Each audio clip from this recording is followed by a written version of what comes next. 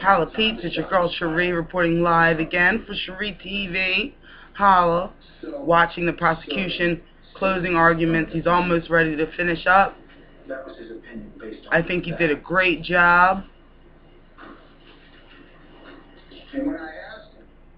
The defense attorneys are showing more remorse than Zimmerman. You notice? There's no remorse because he still feels justified in what he did. The words were somehow.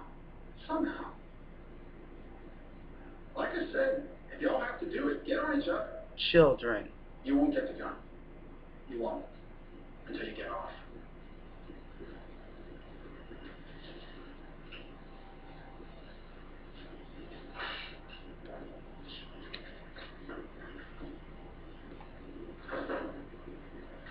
Why give so many statements? The defense attorney asked if he was guilty. Why would he give any statements? Why give so many? Because he had to justify his actions, and that's why it kept getting worse. That's why by the time he got to Mark Holsterman, it was completely different. That's why it kept increasing. That's why when he got to Sean Hannity, wow. It was God's plan. By the time he got to Sean Hannity, it was God's plan.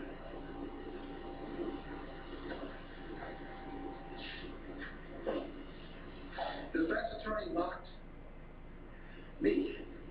That's fine. Because I said he pushed the gun into his chest. He didn't. He didn't. It was a contact wound with his shirt. He didn't push the gun into his chest.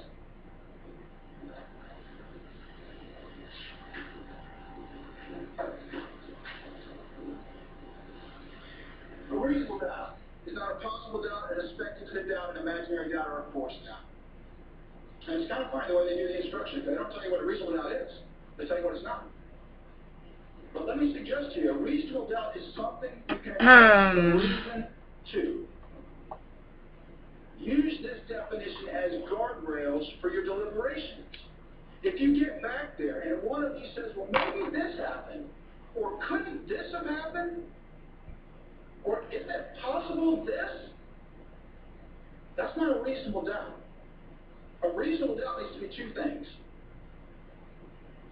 It needs to be reasonable, common sense, reasonable. And it needs to go to an element of the crime. If you have a question about something that doesn't go to an element of the crime, and Judge Nelson's about to spell those out for you, probably after the lunch break. If it doesn't go to one of those elements, it's not a reasonable doubt. It's not a reasonable doubt. I apologize. I need to interrupt and a first defense grade for a moment. Or I can state it now. No. First defense.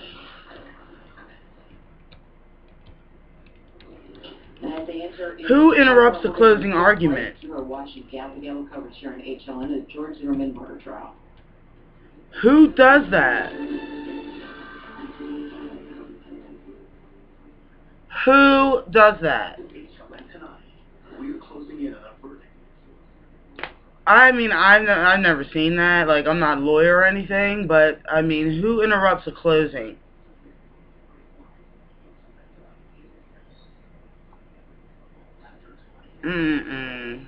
Let me see what's going on my Facebook page. Follow us on Twitter too, Pete. Stream Baby on Twitter.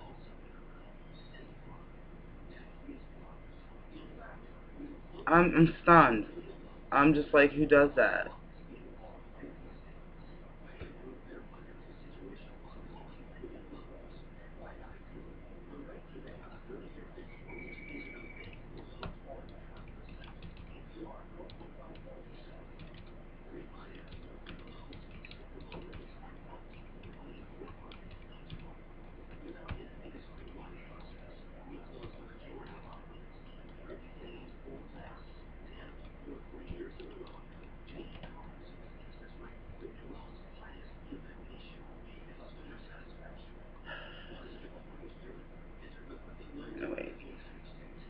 Waiting for this to process.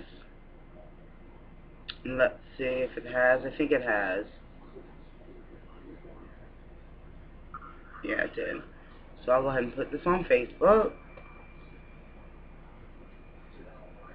For some reason it goes everywhere but the Facebook, so I have to put it there.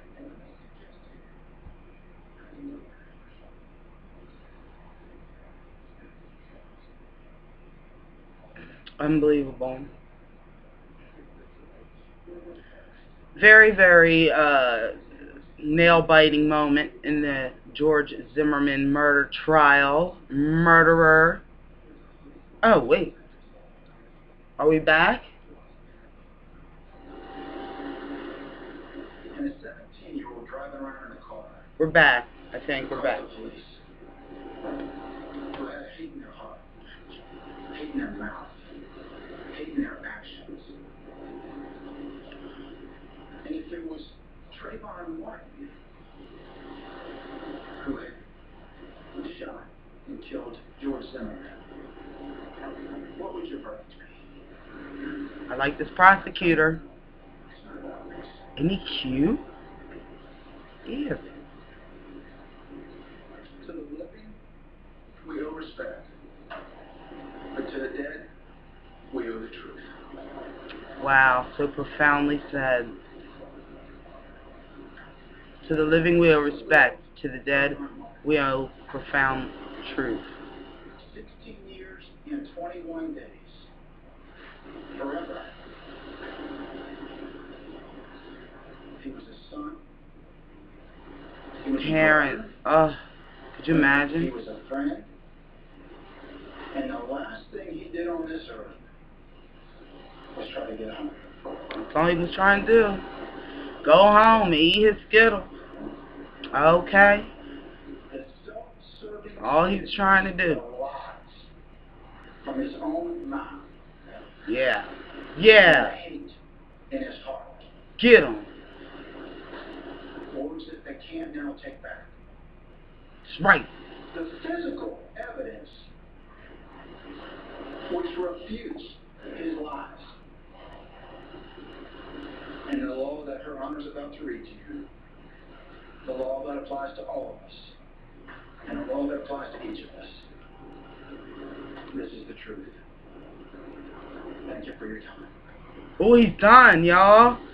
Ladies and gentlemen, I'm going to read the jury instructions. I want to give you a choice. It's going to the jury now. Read after lunch, or would you like to have them read now? Read them now.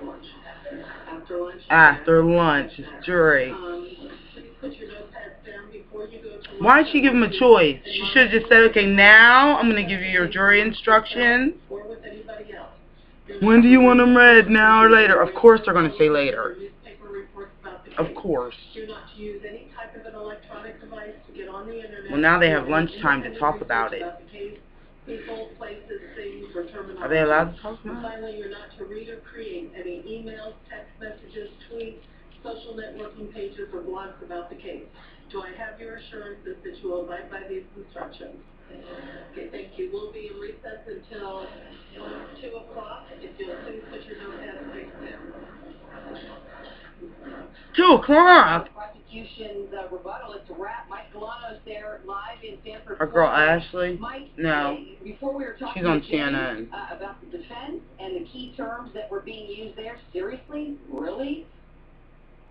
I feel something's compelling. And what the defense was believing here was that the state did not represent the law as it related to reasonable doubt. Well, peeps. You're on lunch till 2 o'clock. The judge is going to read the instructions after they eat. I'm going to be doing all kinds of burping and shit. Full and sleepy. See, what the judge should have said was, okay, real quickly, let me give you the instructions, so they could ponder them over lunch, and then come back from lunch ready to deliberate. I'm just saying.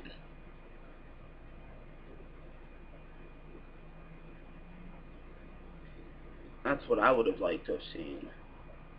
You know what I'm saying, peeps? Alright, well, I'll get this video up too. And more SchreeTV coming at you soon. Okay, what was that? That was supposed to be a wink. Love you.